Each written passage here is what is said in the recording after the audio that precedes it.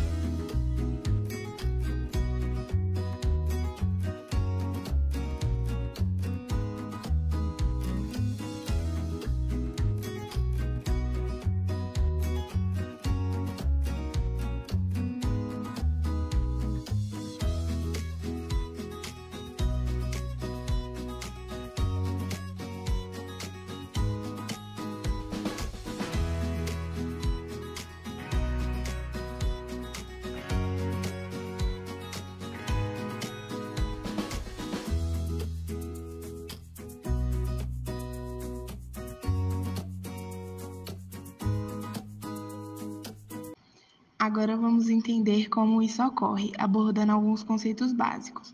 Eletronegatividade é a capacidade de um átomo de atrair elétrons para si.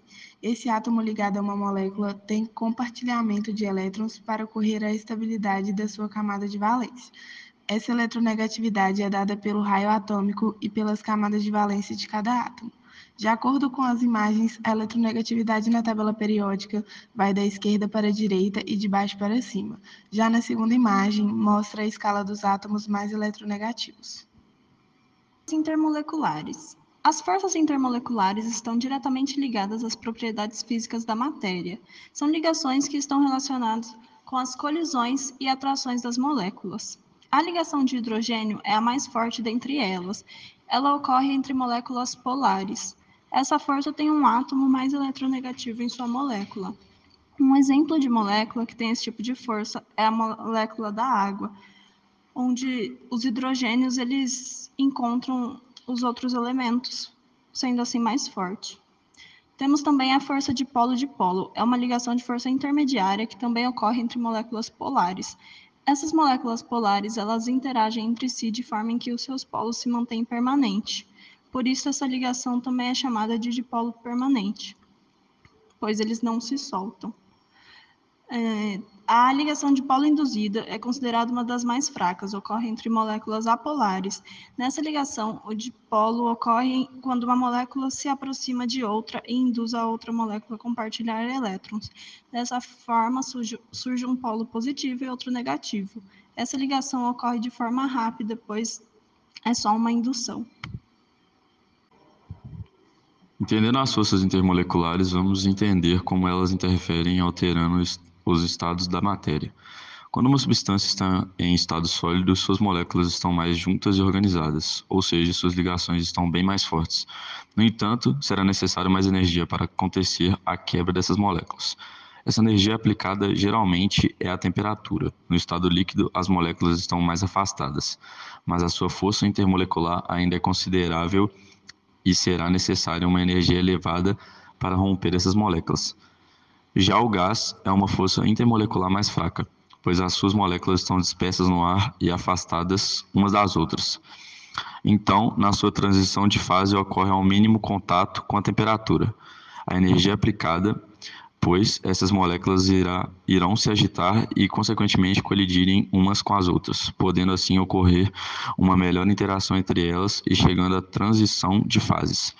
Por isso, é importante entender que para ocorrer uma troca de fase, é importante sabermos as forças intermoleculares que estão interagindo entre as moléculas de determinada substância.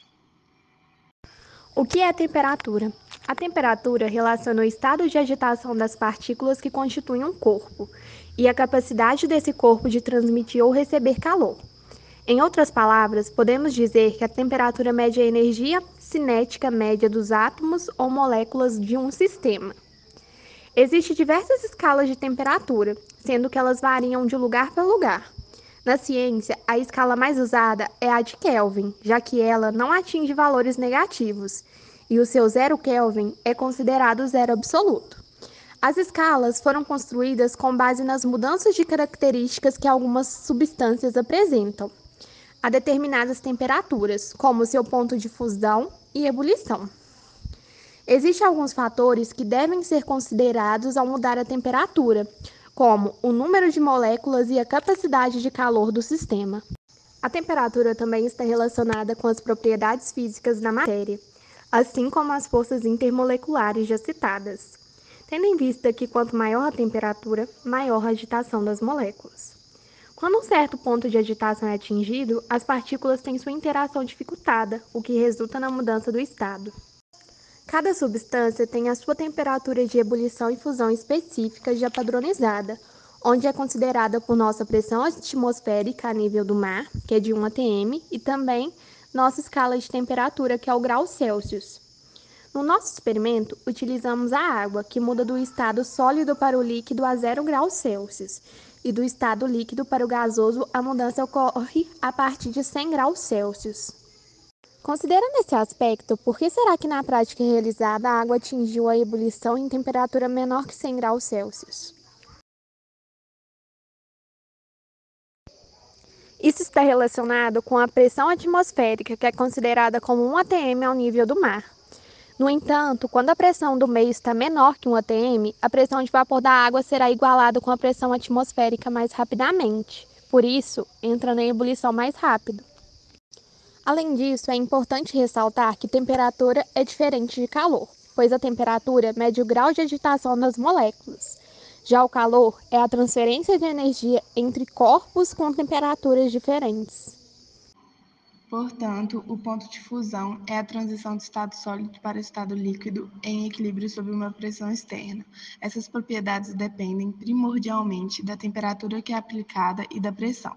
A mudança ocorre quando a substância está recebendo calor. As moléculas começam a se agitar e a atraírem entre si. E dependendo das forças intermoleculares envolvidas nas moléculas, iremos estipular se precisará de mais ou menos energia, no caso, a temperatura. Assim que tal a temperatura é atingida, poderemos observar claramente a transição de fases. E o ponto de ebulição. O ponto de ebulição é a transição de fases entre o estado líquido para o gasoso. Essa propriedade, assim como o ponto de fusão, dependem primordialmente da temperatura que é aplicada e da pressão. Dependem também das mesmas características que foram citadas anteriormente para o ponto de fusão, como, por exemplo, dependendo das forças intermoleculares envolvidas nas moléculas, iremos estipular se precisará de mais ou menos energia. No caso, a temperatura, assim que tal temperatura é atingida, podemos observar claramente a transição dessa fase. A densidade é uma propriedade física na qual se relaciona a massa de uma substância com o volume que ela ocupa, determinando se um corpo no qual terá menor densidade irá flutuar ou não em uma substância líquida, na qual terá maior densidade. Contudo, as medidas dessa propriedade casualmente são afetadas caso ocorra mudança de pressão e temperatura. É certo dizer que a densidade diminui à medida que a temperatura aumenta. A densidade de um sólido está diretamente ligada ao seu volume, e a de um líquido é semelhante, que deve determinar também a sua massa e volume. A densidade é uma propriedade específica de cada substância, ou seja, cada substância tem uma densidade já definida. Por isso, ela também serve para identificar uma determinada amostra, até então desconhecida. Essa propriedade pode sofrer influência de temperatura e pressão em contato com um objeto de análise, principalmente em líquidos, que a menor mudança de temperatura pode sofrer alteração. Já na pressão, a mudança tem que ser consideravelmente alta. A densidade pode ter uma correlação com a função dos raios atômicos, pois a variação periódica que cada elemento possui com o número atômico não tem repetição.